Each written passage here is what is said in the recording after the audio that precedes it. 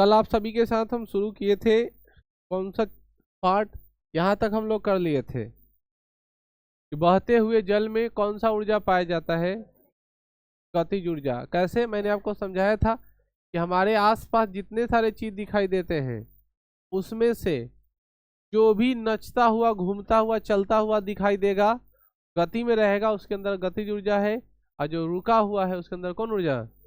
इसीलिए ऊर्जा का मुख्यतः दो रूप ही होता है, एक गतिज ऊर्जा, दूसरा स्थितिज ऊर्जा। समझ रहे हैं। दूसरा क्वेश्चन है कि जल विद्युत संयंत्र में किसके कारण जल तेजी से घूमने लगते हैं। जल विद्युत संयंत्र में आप लोग को मैं बता दूं कि एक टरबाइन होता है जो गोल गोल तेजी से क्या होता है, घूमता होता है। तो टरबाइन की तेजी से घूमने से मोटर घूमता है और मोटर घूमने से विद्युत का उत्पादन होता है। तो टरबाइन के घूमने से जल क्या होता है, तेजी से नचना शुरू होता है, गोल गोल घूमना शुरू होता है। जैसे एक समझ सकते हो ना कि पानी को फेंटने वाला मशीन होता है, उसके अंदर गोल गोल क्या हो रहा है, ये बाहर की तरफ है, चल रहा है, उसमें पानी गिर रहा है, वो तेजी से रोल हो रहा है। जल विद्युत ऊर्जा कैसी होती है, प्रदूषण रहित होती है, क्योंकि इसमें कोई धुआं नहीं निकलता है। जल विद्युत को उत्पन्न करने के लिए क्या करते हैं हम लोग, पानी को बड़े बड़े डैम में स्टोर करते हैं, पानी को रोक लेते हैं, सीधे पानी को ऊपर से गिरा रहे हैं, पानी गिरने के कारण टरबाइन क्या हो रहा है, घूम रहा है, मोटर उत्पन्न हो गया। न पानी की बर्बादी हो रही है और ना ही, ठीक है ना, कोई पॉल्यूशन हो रहा है, ना कोई कचरा सामान निकला, ना कोई वेस्ट सामान निकला जिससे हमारे वायुमंडल को नुकसान हो। ठीक है, इसलिए जल विद्युत जो होता है प्रदूषण रहित होता है। पेड़ पौधे तथा जानवरों के शरीर में निहित जैव पदार्थों को क्या कहते हैं। पेड़ पौधे जो है और जानवरों के शरीर में जो चीज स्थित है उसे जैव मात्रा या बायोमास के नाम से जानते हैं, जैव मात्रा या बायोमास। अगला सवाल है कि जब लकड़ी को सीमित वायु की उपस्थिति में, देखो जब भी याद रखना, जब किसी लकड़ी को पूर्ण वायु या ऑक्सीजन की उपस्थिति में अगर जलाते हैं तो वो क्या होगा, पूरा का पूरा राख हो जाएगा, वो कुछ बचेगा नहीं, क्योंकि जैसे जैसे हवा मिलेगा सब जल के खत्म हो जाएगा। लेकिन ऑक्सीजन की या वायु की अनुपस्थिति में पूरा नहीं देंगे, तैका तैका देंगे। ठीक है ना।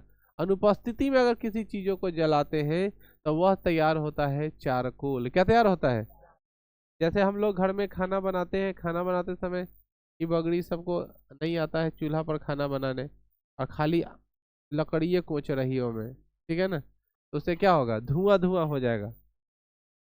और कोयला आ गया अंदर वाला सामान, तो मम्मी आएगी जल्दी से और लकड़ी से क्या करेगी, पूरा खोद के बाहर निकाल देगी, और फिर एक आध दो गो तीन गो लगाएगी, और फिर आग तेजी से पकड़ लेगा। तो जो निकाल के बाहर कर दिए तो कोयला हो गया, कोला गया, वही कोयला क्या है, चारकोल है। मैं आपको बता दूं, यह चारकोल जो है वो हम लोग दोबारा जलाने के काम करते हैं। समझ में आ गए ना। इसी चारकोल को हम लोग क्या करते हैं, दोबारा बनाते हैं। वो अलग बात है, लड़की लोग मुंहों में लगाती है, नया एक्टिव चारकोल फेस वॉश। हाँ, कोई कोई अति दंत मंजन में भी रहता है चारकोल वाला दंत मंजन, ठीक है ना। तो वही होता है। बहुत लोग पहले कहता था ना कि कोयला से जो दांत बहुत साफ रहेगा, ठीक है ना। तो वही बात है जो हम समझा रहे हैं। अगला सवाल है, लकड़ी की तुलना में चारकोल होता है अच्छा ईंधन है।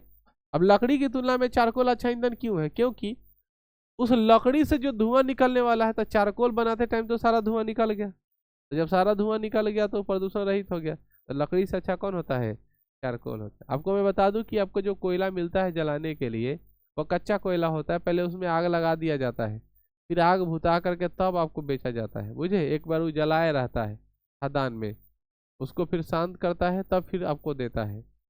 बात समझ में आई। अगला सवाल है, निकलता ही है लेकिन एक निश्चित तक उसको बना देता है। पेड़ पौधे जंतुओं के अवशिष्ट ऑक्सीजन की अनुपस्थिति में अपघटित होने के कारण कौन सी गैस निकलती है। अब ये क्या होता है, बायोगैस। समझिए, पेड़ पौधे तथा जंतुओं का अवशिष्ट मतलब पेड़ पौधे के पत्तियों, उनके कुछ भाग, ठीक है ना, या तना भी हो सकता है जो गल जाए उसको, और जंतुओं का अवशिष्ट पदार्थ मतलब मल मूत्र, गोबर हो गया, गाय का मूत्र हो गया, गाय का पेशाब हो गया, ठीक है ना, इसके द्वारा। तो अवशिष्ट ऑक्सीजन की अनुपस्थिति में अपघटित क्या कहता है, कौन सी गैस निकलती है, तो बायोगैस। मैंने आपको कहा था कि बायोगैस का मुख्य अवयव क्या होता है, मेथेन होता है। क्या होता है, चलिए आगे सवाल है कि बायोगैस का मुख्य अवयव क्या होता है, लिखा हुआ नीचे। बायोगैस का मुख्य अवयव क्या होता है, मेथेन होता है। फार्मूला क्या होता है बच्चों, CH4। किस समूह का है, संतृप्त हाइड्रोकार्बन का। किसका है? संतृप्त हाइड्रोकार्बन का। और एल्केन का फार्मूला क्या होता है? CnH2n+2। क्या होता है एल्केन का फार्मूला? CnH2n+2। अगला सवाल है, ये ऐसी युक्ति जो पवन ऊर्जा को यांत्रिक ऊर्जा या विद्युत ऊर्जा में परिणत करता है, उसे क्या कहते हैं? उसे कहते हैं पवन चक्की। ऐसी ऊर्जा जो क्या करता है? पवन ऊर्जा को यांत्रिक ऊर्जा, पवन ऊर्जा का यांत्रिक ऊर्जा या विद्युत ऊर्जा में बदलना शुरू करता है, उसे क्या कहते हैं? पवन चक्की कहते हैं। और पवन चक्की द्वारा विद्युत उत्पादन करने को किस देश को प्रथम स्थान मिला है? आप सबको पता है, डेनमार्क। कौन देश? डेनमार्क को पवनों का देश कहा गया है। पवनों का देश कौन है? समझ में आ रहा है? पवनों का देश कौन है? क्योंकि वहां जो है वो हवा जो है जितना पर्याप्त चाहिए किसी भी पवन चक्की को चलाने के लिए उतना मिल जाता है। आपको याद है कि पवन चक्की चलाने के लिए मिनिमम स्पीड कितना चाहिए? 15 किलोमीटर प्रति आवर के रफ्तार से हवा जब चलता है तब बड़ी आसानी से क्या कर सकते हैं? घुमा सकते हैं। नहीं, आपका पवन चक्की क्या होगा? चल जाएगा। अगला सवाल है, पवन ऊर्जा द्वारा विद्युत उत्पादन करने में भारत का देश का कौन सा स्थान है? 5वां। भारत के सुदूरवर्ती इलाका जैसे राजस्थान वगैरह में नहीं, थोड़ा मोड़ा ये सब देखने को मिलता है जहाँ पे खुलासा एरिया है। खुलासा एरिया मतलब समझ रहे हैं ना? खाली खाली जगह जो है उन सभी क्षेत्रों में ये सब देखने को मिल जाता है। पवनों का देश किसे कहा जाता है? डेनमार्क। मैंने भी कहा पवनों का देश किसे कहा जाता है? डेनमार्क को। भारत में सबसे बड़ा पवन ऊर्जा फार्म कहाँ है? तमिलनाडु के कन्याकुमारी के पास। समझ गया ना? तमिलनाडु में सबसे बड़ा फार्म है, तमिलनाडु में इसका उत्पादन किया जाता है। तमिलनाडु में भारी बारिश के आसार जताए गए हैं। ठीक है ना?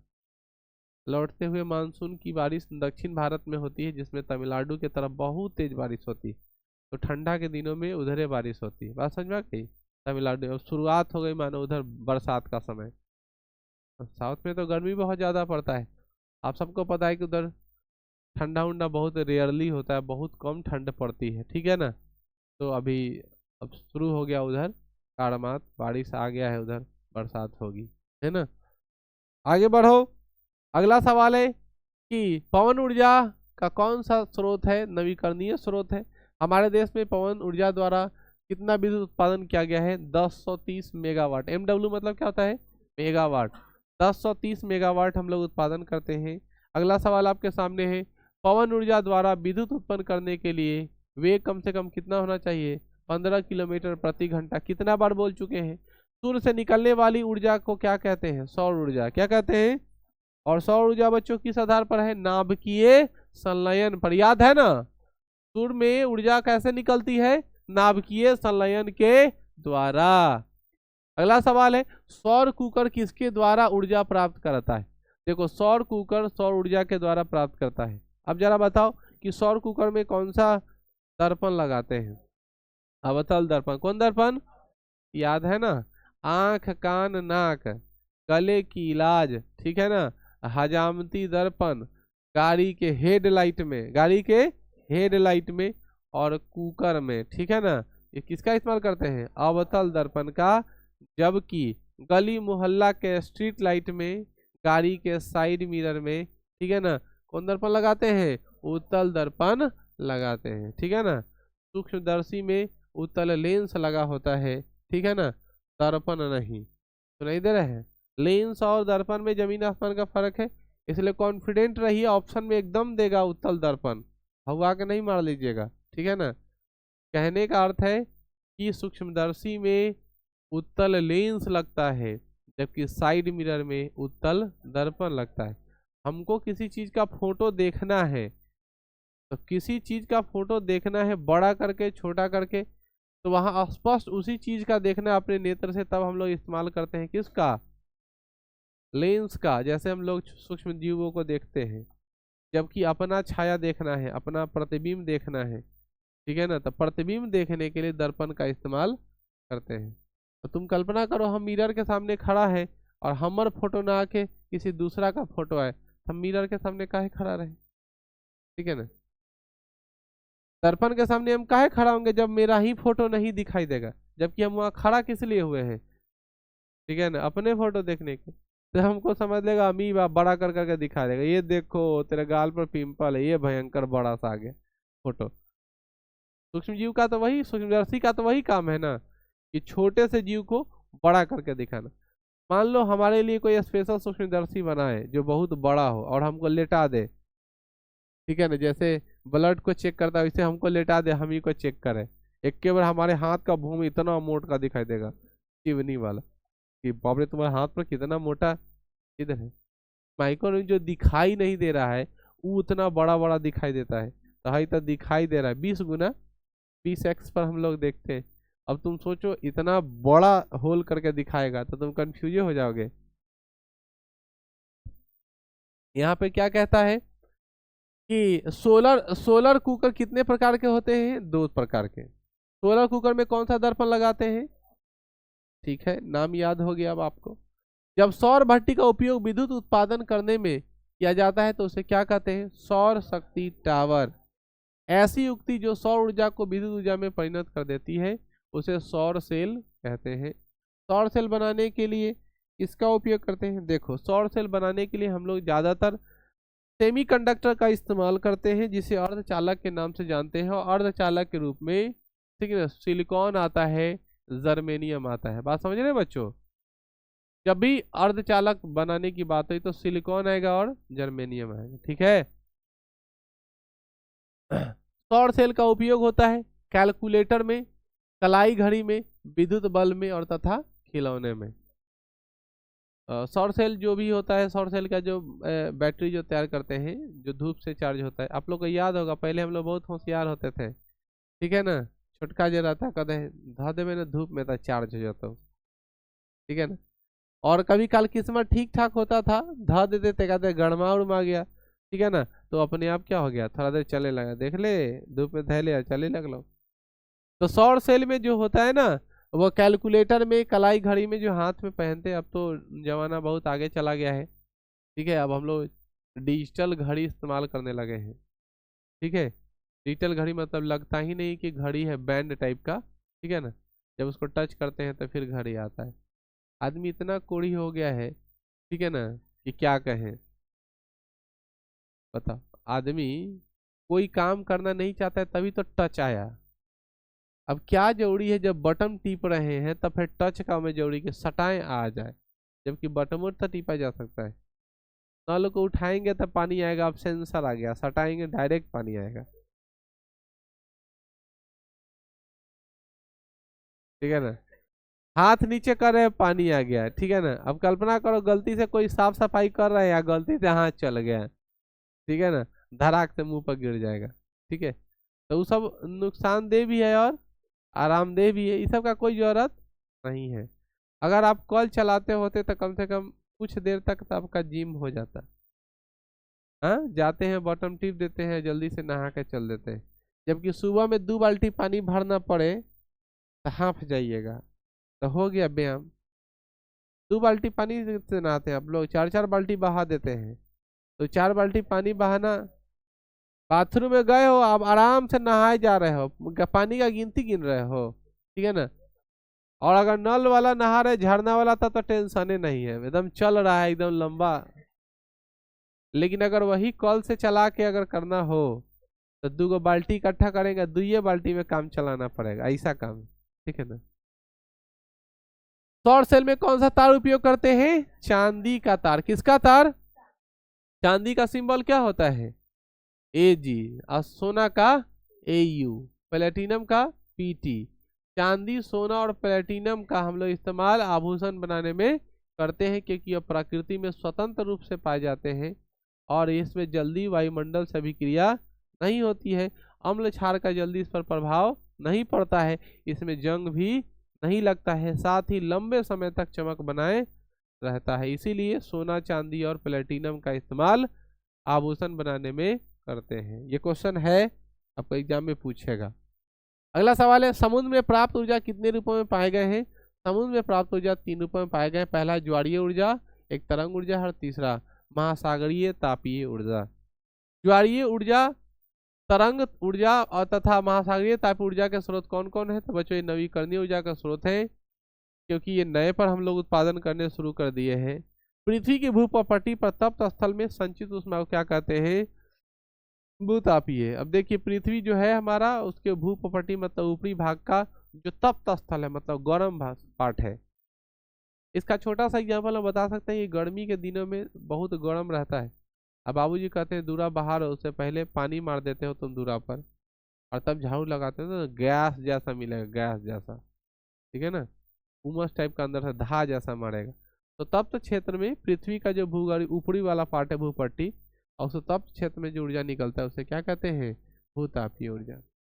अगला सवाल है, जब किसी परमाणु के नाभिक पर न्यूट्रॉन आदि कणों को बमबारी करते हैं तो नाभिक विखंडित हो जाते हैं। याद रखिए यही क्वेश्चन है। एगो बड़का चाके नाभिक है, ठीक है ना, और इस पर हम लोग क्या करते हैं, न्यूट्रॉन से बमबारेट कराते हैं और ये टूट कर दो भागों में बंट जाता है, दो छोटे छोटे पार्ट में बंट जाता है। तो ऐसे को हम लोग बोलते हैं नाभिकीय विखंडन। और ये बंटते टाइम इसमें से जो ऊर्जा निकलता है उस ऊर्जा को हम लोग बोलते हैं नाभिकीय ऊर्जा। कौन ऊर्जा? तो यहाँ पे क्वेश्चन बोल रहा है कि बमबारी की जाती है तब नाभिक विखंडित होकर अधिक मात्रा में ऊर्जा मुक्त करती है, उस ऊर्जा को क्या कहते हैं, नाभिकीय ऊर्जा। समझ में आई? तो जब टूट करके अलग होगा तो नाभिकीय विखंडन होगा, और जब दो छोटे छोटे जुड़ करके एक जगह होगा तो उसको नाभिकीय संलयन कहेंगे। यही तो समझने वाली बात कि नाभिकीय विखंडन क्या है और नाभिकीय संलयन क्या है। तो जब जुड़ेगा तो संलयन कहलाएगा, हटेगा तो विखंडन कहलाएगा। राइट, चलिए अच्छी बात। अगला है जुड़ेगा तो क्या करेंगे, संलयन, और हटेगा तो विखंडन। और उसके अंदर जो ऊर्जा मिल रहा है उस ऊर्जा को क्या बोलेंगे, नाभिकीय ऊर्जा। ठीक है ना। ज्यादातर हम लोग इस सब का इस्तेमाल हम लोग यूरेनियम का करते हैं। किसका करते हैं, बात समझ में आ रहा है? अगला सवाल है, नाभिकीय ऊर्जा परमाणु ऊर्जा का उपयोग किसमें होता है, तो विद्युत उत्पादन में करते हैं, या समझ रहे हो ना, वार एरिया में यानी युद्ध क्षेत्र में करते हैं। आदमी को मारना है, तहस नहस करना है, अगर ये गोली मार देंगे तो आसान मौत मारेगा, एगो मारेंगे यूरेनियम बम, बस कहानी खत्म। तुम्हारा हाथ गोर, ठीक है ना, लात पचौनी कहाँ फेंकाएगा पता नहीं चले। तो मतलब दाह संस्कार का हिसाब साथे साथे, बुझे, इसीलिए हम इस सब का इस्तेमाल करते हैं युद्ध क्षेत्र में। उसके अलावा स्पेस रिसर्च में, स्पेस रिसर्च समझ रहे हैं ना, ठीक है, जब लोग अंतरिक्ष के बारे में जानकारी प्राप्त करते हैं वहां भी विद्युत उत्पादन में। नाभिकीय ऊर्जा की खोज किसने किया था, रदरफोर्ड ने। किसने किया था, रदरफोर्ड ने 1919 में किया था। ठीक है, रदरफोर्ड मॉडल एक्सपेरिमेंट बहुत फेमस है, जिसने नाभिक की खोज की थी, आपको याद होगा। नाभिक की खोज किसने की थी, रदरफोर्ड ने की थी। 9th में पढ़े होंगे रदरफोर्ड मॉडल, ठीक है ना। और रदरफोर्ड परमाणु मॉडल के अनुसार कहा गया है कि यही रदरफोर्ड है जिसने क्या किया, अल्फा पार्टिकल को किसी भी एटॉमिक मॉडल पर गिराया, और कुछ लाइन जो है वो सीधे पास कर गया, कुछ लाइन जो है तिरछा होके गया, कुछ एक लाइन जो है अपने रास्ते से क्या हो गया, फिर वापस आ गया। तो उन्होंने कहा कि जो रास्ते से वापस आया वही एक ऐसा क्षेत्र है जहाँ पे एनर्जी डेंसिटी बहुत हाई है, उसी को हम लोग क्या कहेंगे, परमाणु का नाभिक है वो, क्या है, जहाँ पे प्रोटॉन और न्यूट्रॉन क्या होगा, बैठा होगा। बात समझ में आ गई? अगला सवाल है, ऐसी नाभिकीय अभिक्रिया जिसके फलस्वरूप दो हल्के नाभिक परस्पर संयुक्त होकर एक भारी नाभिक का निर्माण करते हैं। मैंने अभी समझा दिया, दो छोटे छोटे जुड़ेगा एगो बड़का बनाएगा, तो जो छोटे छोटे जुड़ कर एक बड़े का निर्माण करेगा उसको क्या बोलेंगे, नाभिकीय संलयन। नाभिकीय संलयन किसके द्वारा प्रेरित होता है, प्रोटॉन के द्वारा, जबकि विखंडन न्यूट्रॉन के द्वारा होता है। याद रखना, विखंडन किसके द्वारा होता है, न्यूट्रॉन के। तो इसलिए होता है क्योंकि देखो नाभिकीय में रहता है, अभी पढ़ाए हैं, नाभिक में क्या बैठा होता है, प्रोटॉन और न्यूट्रॉन। तो जोड़ने वाला है प्रोटॉन और तोड़ने वाला है न्यूट्रॉन। बात समझ में आ गए? तो कभी हमको तोड़ने की भी जरूरत पड़ती है और कभी जोड़ने की भी जरूरत पड़ती है। बात समझ में आई? चलो, वह संयंत्र जिसमें नाभिकीय ऊर्जा को ऊष्मीय ऊर्जा में, वह संयंत्र जिसमें नाभिकीय ऊर्जा को किस ऊर्जा में, ऊष्मीय ऊर्जा में, वह संयंत्र जिसमें नाभिकीय ऊर्जा को किसमें बच्चों, ऊष्मीय ऊर्जा में क्या करते हैं, परिवर्तित करके विद्युत ऊर्जा प्राप्त करते हैं, उसे परमाणु रिएक्टर कहते हैं। परमाणु रिएक्टर के बारे में पढ़ाए हैं। परमाणु रिएक्टर क्या होता है, एक तरह का यंत्र है, क्या करते हैं, एक तरह का यंत्र है, एक तरह का मशीन है ये, ठीक है ना, जिसे मंदक होता है, विमंदक होता है, ठीक है, शीतलक होता है, कूलेंट जिसको कहते हैं। तो परमाणु रिएक्टर या नाभिकीय रिएक्टर में इसका इस्तेमाल करते हैं। ऊर्जा का ऐसा मात्रा क्या बच्चों? जूल है। जल विद्युत संयंत्र किस ऊर्जा को विद्युत ऊर्जा में परिवर्तित करता है? नाभिकीय ऊर्जा को। किस ऊर्जा को? नाभिकीय ऊर्जा को। अगला सवाल है, अच्छे ईंधन का ऊष्मीय मान क्या होता है? उच्च होता है, यानी तैका जलेगा ज्यादा। कोयला जो पूरा एकदम गर्म हो जाता है, पूरा लाल पकड़ लिया है, उसके सामने हाथ ले जाइएगा तो काम नहीं करेगा, बहुत दिक्कत है, ठीक है। अगला सवाल है, प्रकृति में पृथ्वी पर ऊर्जा का मुख्य स्रोत क्या है? सूर्य। प्रकृति में ऊर्जा का मुख्य स्रोत क्या है? सूर्य है, ठीक है। यहाँ पे लिखता भी है कि ऊर्जा का मुख्य स्रोत क्या है? सौर या सौर ऊर्जा है। जीवाश्म ईंधन का वास्तविक स्रोत क्या है? जीवाश्म ईंधन ऊर्जा का वास्तविक स्रोत है सूर्य। अब तुम सोच रहे हो कि सर ऐसा कैसे? तो जीवों के अवशेष से प्राप्त होगा। और जीव को ऊर्जा का एकमात्र स्रोत कहाँ है? इस पृथ्वी पर। जीव का छोड़ो ना, इस धरती का, इस अर्थ का एनर्जी का एकमात्र सिस्टम है सन। तो यहाँ पे जितने सारे जीवा जंतु है, पेड़ पौधे जो डेवलप हो रहे हैं, उसको तो ऊर्जा सूर्य से नहीं मिलेगा। अगर सूर्य नहीं रहेगा तो फिर एनर्जी किसी को मिलेगा कहाँ से? अरे सूर्य नहीं रहेगा तो हम लोग ठेठुर के मर जाएंगे। अगर सूर्य हीटर लगाओगे, ठीक है ना, सारा हीटर समझ में आ जाएगा। ऐसा नहीं, एगो लड़का था, कहा कि मेघ होगा ना तो हम बरसाती पहन लेंगे। पता चला बिछौना ले पानी आ गया। लगातार बारिश हो रहा है तो देह में ना बरसाती पहनिएगा, जब घर में पानी घुसाएगा तो क्या होगा? बुझे कि नहीं बुझे? है, ठीक है ना। तो हम लोग जो सुख सुविधा बनाते हैं, व्यवस्था करते हैं, ठीक है ना, वो और नॉर्मल जो नेचर के द्वारा व्यवस्था किया गया है, वो दोनों में जमीन आसमान का फर्क है। अथवा हम लोग नेचर से पंगा नहीं ले सकते। वो अलग बात है, चाइना अपने सूरज बना लिया है, चाइना नेचर को चुनौती देता है, उसका खामियाजा हम लोग को भुगतना पड़ा है ना, ठीक है ना। खामियाजा इसलिए भुगतना पड़ा है कि हम लोग कोरोना जैसे भयंकर बीमारी से, क्या है, वो एक तरह का जैविक हथियार है, जैविक हथियार बना रहा था, लीक हो गया कि लीक कर दिया, ईमान जाने, ठीक है ना। अब होता है कि हम ऐसा कुछ नहीं किए, जबकि वह ऐसा जो ये विषाणु है, ऐसा वायरस है जो तैयार किया जाता है, वह एक तरह का जैविक हथियार होता है। किसी देश को परेशान करने के लिए ऐसा किया जाता है, उसको आर्थिक रूप से तोड़ने के लिए ऐसा किया जाता है। लेकिन उसका ज़्यादा खामियाजा किस क्षेत्र में देखने को मिला? उसका ज़्यादा खामियाजा हम लोग को अमेरिका में देखने को मिला, इटली जैसे स्वास्थ्य व्यवस्था में नंबर 1 देशों को मिला। भारत के जो विभिन्न क्षेत्रों में तो मजदूर वर्ग का आदमी रहता है। ज़्यादा कोरोना से परेशान कौन रहा? शहरी लोग। हम लोग के यहाँ कोरोना का क्या ज़्यादा प्रभाव पड़ा? इक्का दुक्का जो आदमी मरा है वो हदा से मर गया है, बुझे। हमको कोरोना पकड़ लिया, अब कोई ऑप्शन नहीं है। बाकी कोरोना तो अभी हमको पकड़ ले है। सर्दी हो गया, नाक थोड़ा जाम है, देह हाथ में दर्द है, तो कोरोना का लक्षण यही ना होता था उस जय में। और अगर जैसे ही ये हुआ, लोग आपसे बात करना छोड़ देगा, आपसे दूरी बना लेगा। आप अब कल्पना करो, जब हम लोग का तबीयत खराब होता है तो मम्मी आ जाती है, बगल में बैठती है, खूब तेल उल लगाती है ना, तो नहीं भी बीमारी ठीक होने वाला है तो ठीक हो गया, चलो आदमी तो है ना सपोर्ट में। अब तुम्हारा तबीयत खराब हो गया, सब तुमसे अजीब बिहेव कर रहा है, आए भी नहीं करेगा कोई देखने, और दूर हटा दिया है, ऊपर से ससुरा पोलोथीन पहना देगा, अब नाक उक में मांस उस पहना देगा, और हर धोने के बाद, खाने के बाद धोना है हाथ, ठीक है ना, लगातार बार बार धोना है, तो यह प्रॉब्लम है जिसके कारण आदमी चल बसा। उसी में कोई कोई है जो इस कोरोना को पिकनिक की तरह मनाया, ठीक है ना।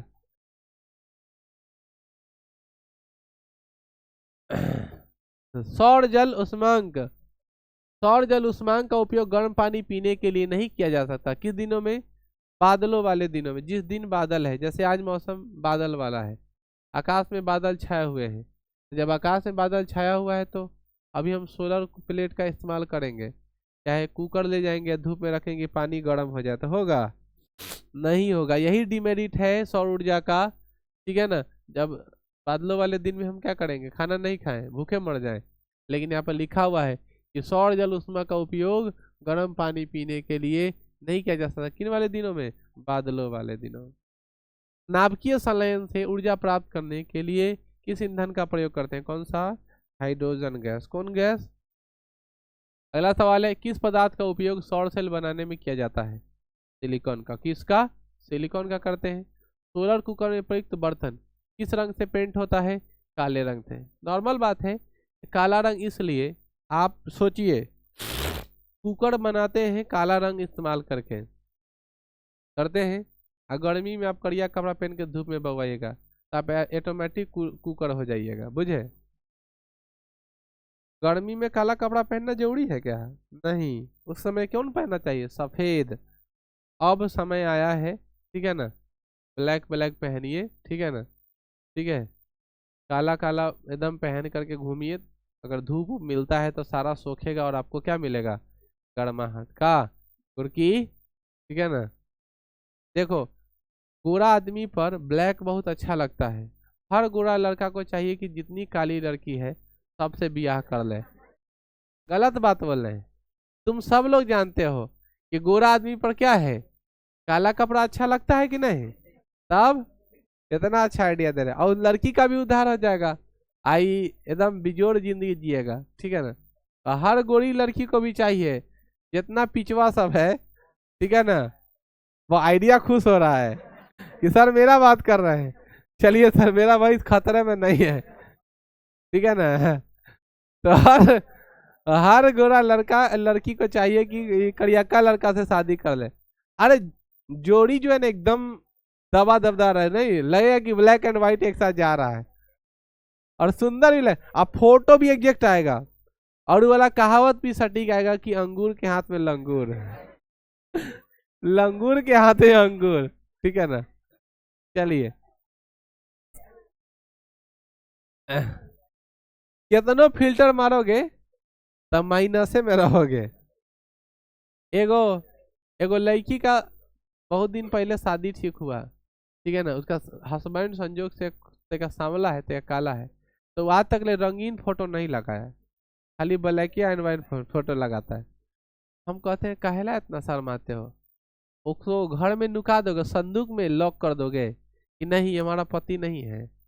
मेरे कहने का मतलब है, ठीक है, एक्सेप्ट नहीं करना है तो शादी क्यों कर रहे हो?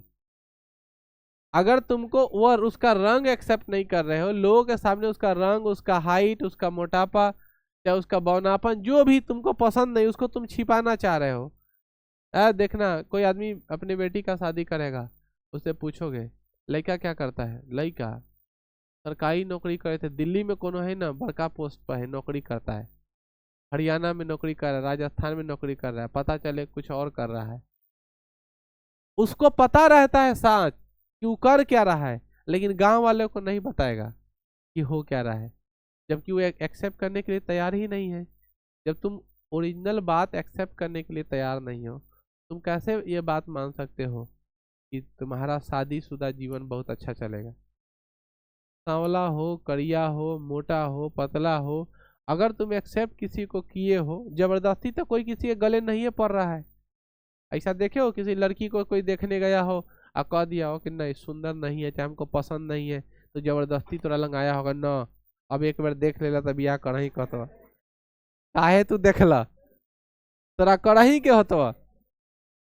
ऐसा तो होता है, ऐसा तो होता है वैसे जगह पर जहां पर तुम जाते हो वो दूसर मैटर रहता है, ठीक है ना।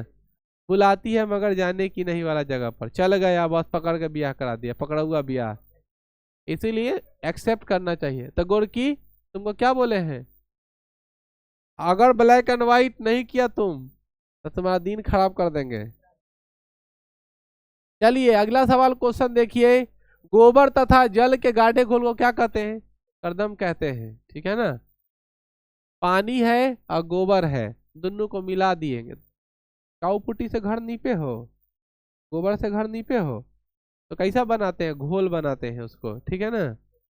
बहुत लोग तो गोबर का चोट रखता है, पानी रखता है, ऐसे ऐसे करते रहता है, लेकिन ज्यादातर गोबर का घोल, उसमें जो एक कपड़ा रखते हैं, उस कपड़ा को क्या बोलते हैं? पोतन। क्या बोलते हैं जानते हो? और पोतना से ले लेके जल्दी जल्दी, लड़की लोग को तो अच्छा एक्सपीरियंस है अरे नहीं, गोबर नीपते हो तो पक्का टाइल्स पर तो पोछा लगा ही रहे हो। अब थोड़ा है ना तुम लोग का जीवनचर्या में चेंजिंग आ गया है, फैसिलिटी बढ़ गया है, गोबर से चिकन में आ गए हो कि चलो पक्के पोछ के, लेकिन पोछना पड़ रहा है। वो अलग बात है, पहले बैठ के घुसू घुसू के निपते थे, अब डंडा वाला लेके ऐसे ऐसे कर रहे हो। लेकिन करना पड़ रहा है और करना ही होगा, क्योंकि घर में रह रहे हो तो साफ सफाई जरूरी है। देखो, गोबर तथा जल के गाढ़े घोल को क्या कहते हैं? करदम कहते हैं। सौर पैनल में अधिक मात्रा में संयोजित रहते हैं कौन सेल? सौर सेल। कौन सेल? अगला है आदर्श ईंधन में कौन सी गैस उत्सर्जित होती है? देखो, जब भी आदर्श गैस की चर्चा करते हैं, ईंधन की चर्चा करते हैं, तो उसके अंदर कौन सी होगी? तो देखो, मेथेन तो नहीं होगा। बाहर की तरफ मेथेन गैस निकलेगा नहीं, वो तो जलने वाला है। ऑक्सीजन भी जलाने वाला, कार्बन डाइऑक्साइड भी नहीं जला, तो इनमें से कोई नहीं, ऑप्शन हो जाएगा ऑप्शन नंबर डी। एक परमाणु विखंडन मिलाने वाली ऊर्जा का मान क्या होगा? 931 मेगावाट। ये याद रखना डिजिट के, एक परमाणु, ये यू लिखा हुआ है ना बच्चों, इसका नाम है यूरेनियम। ये गलत टाइपिंग हो गया है, ऐसे होगा यू 235 अब 92 ऐसे होगा। बात समझ में आई? समझो मेरा बात ध्यान से, सिंबल ऐसा रहेगा, यू माने यूरेनियम, ये रहेगा 235, ये रहेगा 92। आगे समझ में? विखंडन मिलाने वाली ऊर्जा का मान कितना होता है? 931 मेगा इलेक्ट्रॉन। समझ में आ गया? ऊपर वाला परमाणु संख्या, नीचे वाला परमाणु द्रव्यमान। क्लियर? निम्न में से कौन सा उत्तम ऊर्जा का स्रोत है? सबसे अच्छा कौन होगा? बायोमास। कौन सा? इस प्रकार आप लोग का फिजिक्स का वन लाइनर हम लोग चैप्टर वाइज समाप्त कर लिए हैं। ठीक है ना? बायोलॉजी भी कंप्लीट हो गया है। अब हम लोग किस में आएंगे? रसायन में, केमिस्ट्री में आएंगे। है, तो रसायन की कुछ भाग को करते हैं। ठीक है, आज रहने देते हैं, कल करेंगे। अब गणित जो पूछना है वो पूछ लो। Allrounder is it. चलिए अब पढ़िए रो दिन आकर के।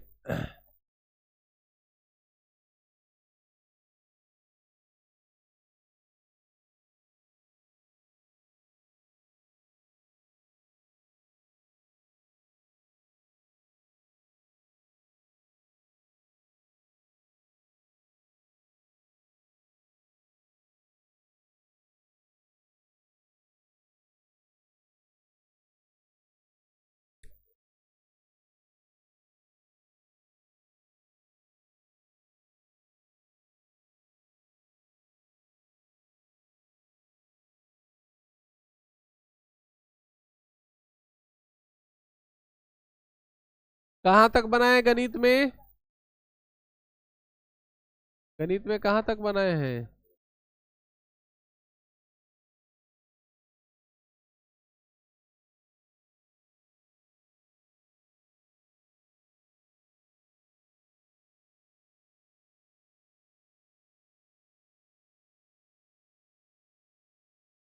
आदित्य बोला कल नहीं आएंगे।